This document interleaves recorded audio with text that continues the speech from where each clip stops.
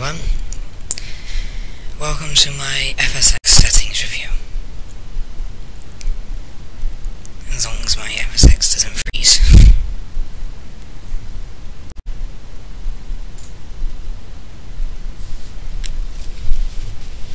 Which it looks like it will. Right then. I've done this tutorial, or review now, about 6 or 7 times. It keeps freezing, so last time. I don't bother using any of these, just because I don't think anybody does, to be honest. So straight to customize. Graphics. Graphics cards, ATI, Radeon, HD, 3450. Target frame rate, unlimited. Screen resolution, 1280 by 960 by 16. Always these two I've always had unlimited.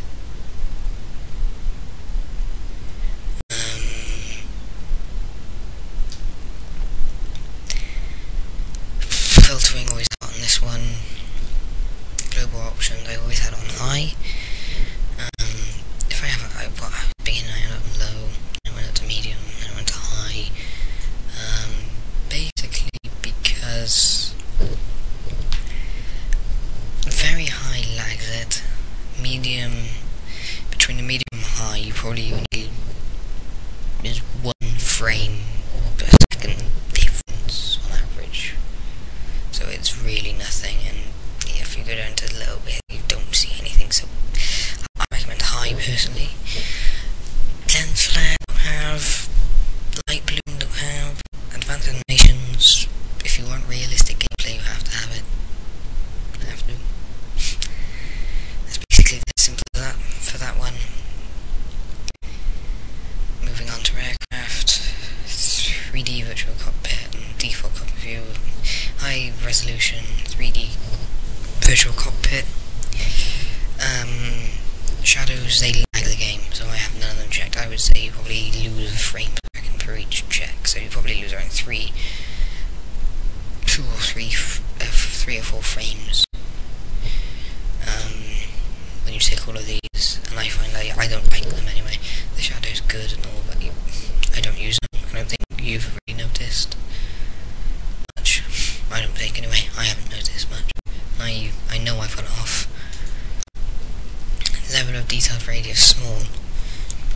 I think small is the best one to have because you don't see forever perfect, do you? So small, I reckon, is the best one. You see good for a bit, then it goes blurry, and I think that's like real life, so I think that's quite realistic, and yet you save some frames.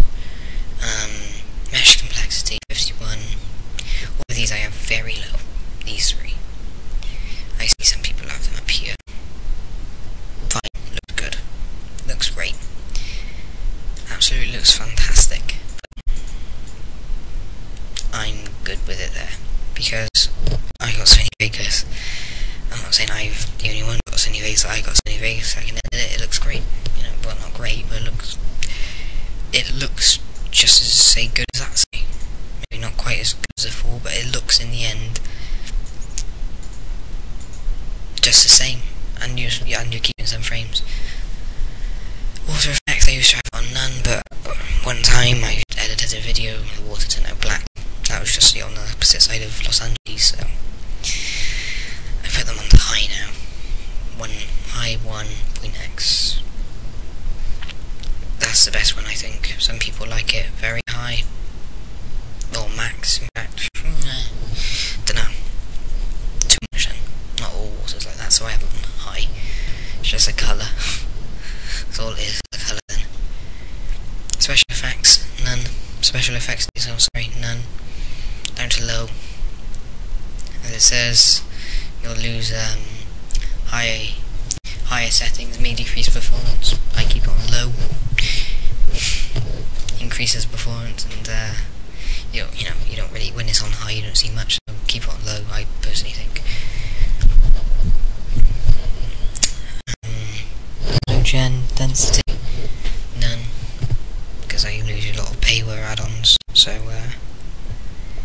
you get the scenery in it then. Scenery complexity, sparse, just because because I think you should have it on sparse anyway.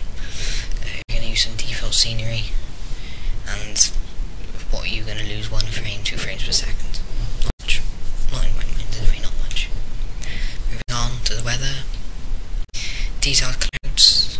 Sometimes I might move simple, but if you're flying high in the sky. Detailed clouds. Cloud draw distance 60 miles. I think you have to have it on that because again that's realistic. You save some frames as well. Like you won't see 110 miles of cloud, so I think cloud draw distance 60 is realistic. Rate at which weather changes over time. I have it on medium. I really don't see any difference. No frames. I don't have no frame loss. So medium it is. Traffic, none. Absolutely none. You lose so many frames, I think. Well, on my system anyway, I lose so many frames. I haven't got a great graphics card. I haven't got a great processor. I haven't got a great anything, to be honest. So I have it on all low. FX recorder. Just use that. Do it yourself. You probably lose 1 or 2 frames. It's really nothing, and it's more realistic when you do it yourself. If you do it with the FSX default settings, the landings are hard, the takeoffs are rubbish, the taxiing's good. It's the only thing that's good about it. So that's my settings.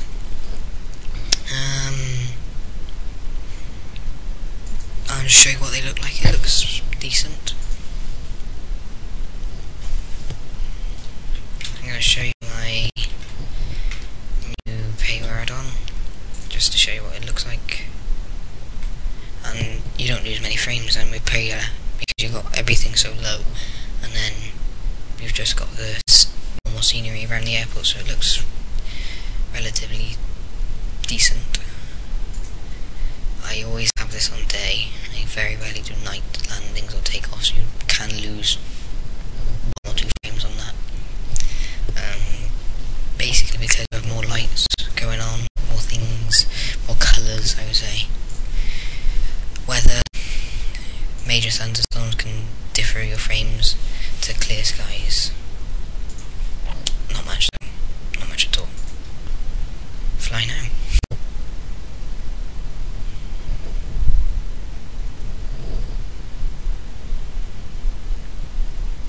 Yeah, I've done this review now about 4 or 5 times. Keeps freezing at the very end.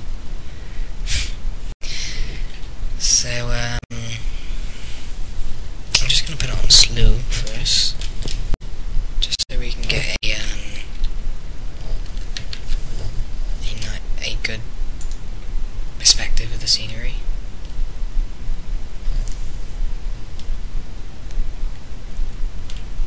Basically it looks alright. The ground looks pretty decent to me. You got the lights for landing, the runway looks realistic. You have all of this, the scenery around the airport, and my system is very slow, and look, I'm getting good frames. You even got a hangar there. It's very good scenery, and I'm getting very good frames from it. I recommend the scenery obviously to anyone.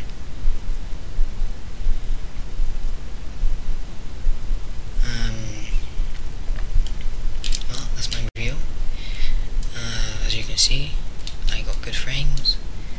It looks decent from this perspective. It can look a lot better when you're recording.